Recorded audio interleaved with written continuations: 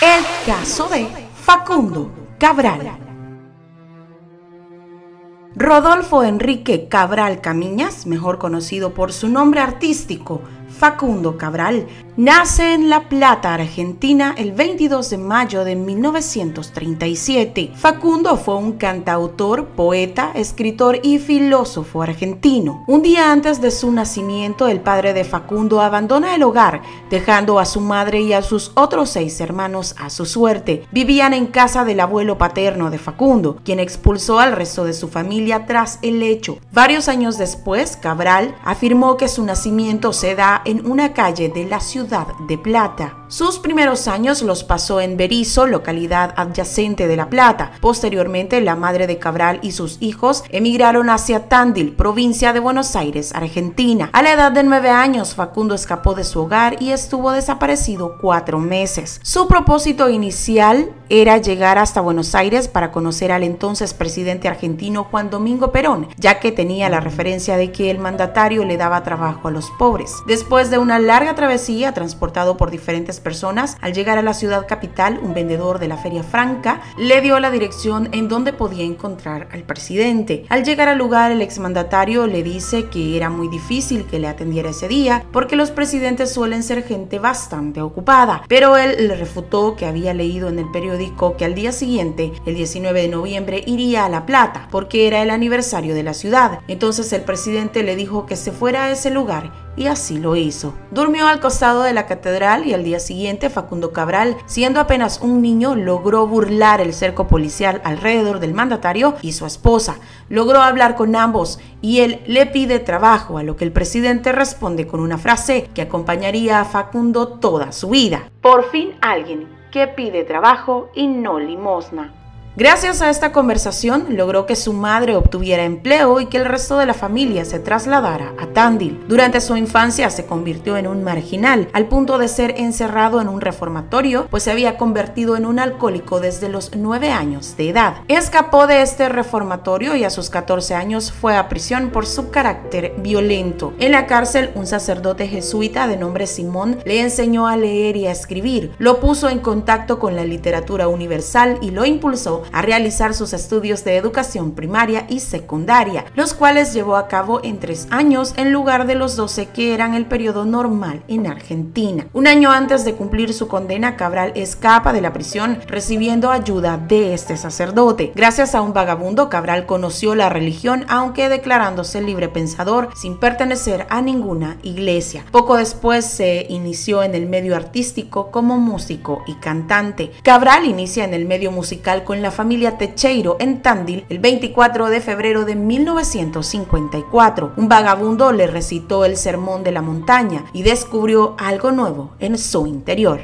Corrió a escribir una canción de cuna llamada Vuele Bajo y aquí inicia su trayectoria. Para 1959 ya tocaba guitarra y cantaba música folclórica. Se trasladó a Mar de Plata y solicitó trabajo en un hotel. El dueño lo vio con su guitarra y le dio la oportunidad de cantar. Es así como comienza su carrera dedicada a la música. Su primer nombre artístico fue El Indio Gaspirano. Sus primeras grabaciones no tuvieron mayor repercusión, luego se presentó con su apellido verdadero. En el año 1970 grabó No Soy de Aquí ni Soy de Allá, canción que consagró su éxito. Comenzó a ser conocido en el mundo, grabó en 9 idiomas con cantantes de talla de Alberto Cortés, Julio Iglesias, Pedro Vargas y Nelly Diamond, entre otros. Durante la dictadura militar de 1976 a 1983 era ya considerado un cantautor de protesta, lo que le obliga a abandonar Argentina en el año 1976. Se radicó en México y continuó componiendo y haciendo presentaciones. Se estima que recorrió en total 165 países en su condición de trovador vagabundo, como prefería llamarse. Cuentan que incorporaba a sus canciones pequeños textos de carácter anecdótico a los que no pocas veces confería sentido moral. En 1984 regresa a Argentina con su nombre consagrado, ofreció un recital en el estadio Luna Park y continuó su gira por Mar de Plata. En 1987 hizo una presentación en el estadio de fútbol de Ferrocarril Oeste en Buenos Aires, con capacidad para 35.000 personas. El 5 de mayo de 1994 comenzó una gira internacional. Una de sus frases icónicas fue: "Fui mudo hasta los 9 años, analfabeto hasta los 14, viudo trágicamente a los 40 y conocí a mi padre a los 46. El más pagano de los predicadores cumple 70 años y repasa su vida desde la habitación de hotel que eligió como última morada".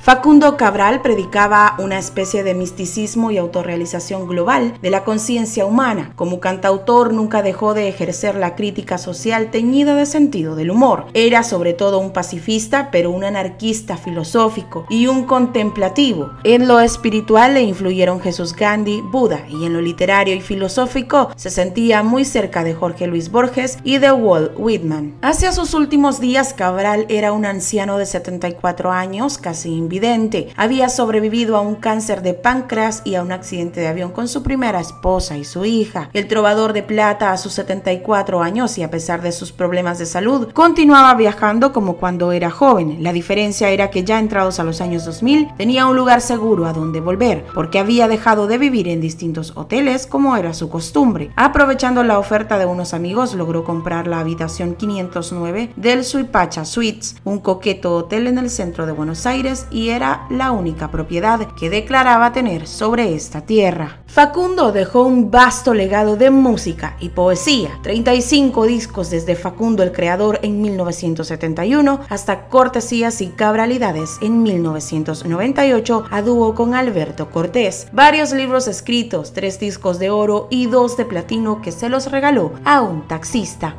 En julio del año 2011 contratan a Cabral para 3 recitales en el Teatro Roma, ciudad de Quetzaltenango, Guatemala. En los 3 recitales a sala llena le aplaudieron de pie. La noche del 8 de julio del año 2022, tras su último recital, volvió al Hotel Tikal Futura acompañado de su representante Percy Llanos. En el lobby se encontró con Henry Fariñas, un empresario nicaragüense que le había contratado para este recital. Les aborda y acuerdan cenar juntos.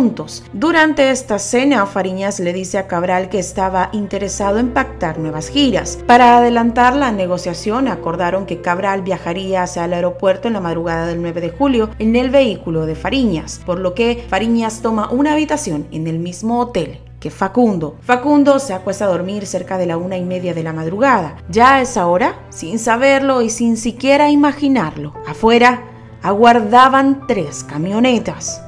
Un siniestro plan estaba en marcha.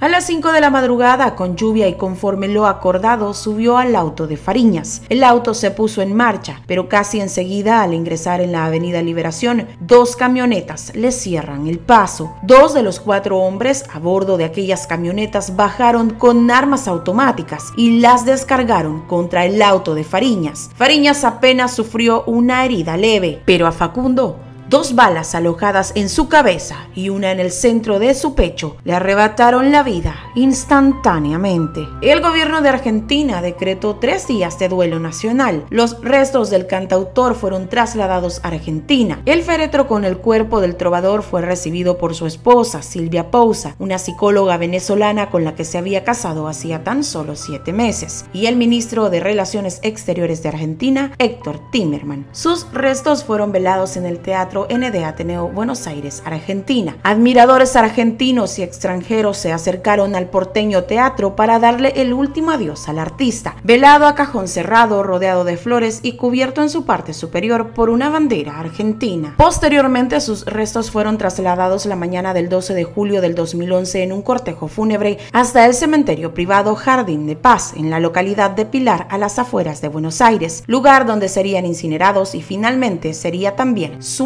morada final. El trovador, símbolo de la paz y la libertad, se había marchado de este mundo y nadie se explicaba quién y por qué le habría tendido esta emboscada. Pero poco a poco la verdad sería develada. El jefe del atentado era el costarricense Alejandro Jiménez González, alias El Palidejo, hombre de confianza del cártel de Sinaloa en Centroamérica, hombre del Chapo Guzmán. Según Fariñas, su único nexo con estos traficantes era que, siendo dueño de un cabarete en Costa Rica, recibió una oferta del Palidejo. Quería comprarlo, pero pagarlo cash en billetes de $20, un claro lavado de dinero. Fariñas asegura haberse negado a esto y les pide una transferencia bancaria legal, y esta sería la razón por la cual el Palidejo le condena. Pero si había algo lejos de las ideas de Facundo, era la violencia y todo lo relacionado con los cárteles. Jamás imaginó que Fariñas pudiese tener vínculo alguno con el tráfico de estupefacientes. Días después del atentado, las autoridades guatemaltecas detuvieron a Elgin Enrique Vargas, Audelino García Lima, Wilfred Alan Stokes y Juan Hernández Sánchez, señalados como autores materiales del ataque. Se captura también a Alejandro Jiménez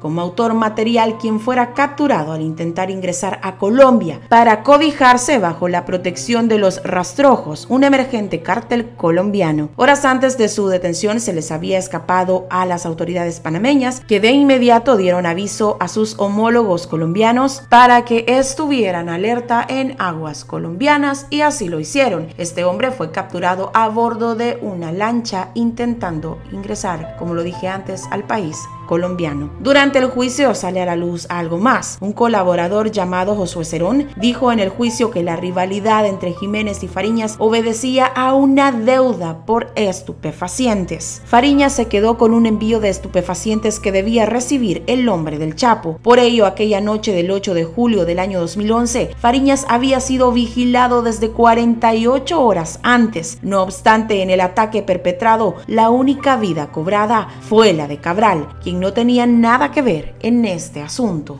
Finalmente, los 4 acusados fueron condenados a 50 años de prisión por acabar con la vida de Cabral. Mientras tanto, Henry Fariñas purga una sentencia de 18 años de prisión en Nicaragua por delitos de narcotráfico, lavado de dinero y asociación con el crimen organizado. Pese a una vida también signada por la pobreza y el dolor, Cabral supo sobreponerse con una fuerza espiritual que fue además motor de su arte y de su mensaje a favor de la paz y la vida. Mi vida fue una fiesta, afirmó el cantautor poco antes de fallecer. Finalizamos el caso de este día, no sin antes invitarte a suscribirte a tu canal. No olvides darle clic a la campanita para no perderte ningún caso. Te dejo mis redes sociales, recuerda que nos hemos extendido a Facebook, por allá te dejaré imágenes de la escena del crimen de Facundo Cabral, así que te invito a seguirme por allá. Gracias totales por su fiel compañía, nos vemos en la próxima.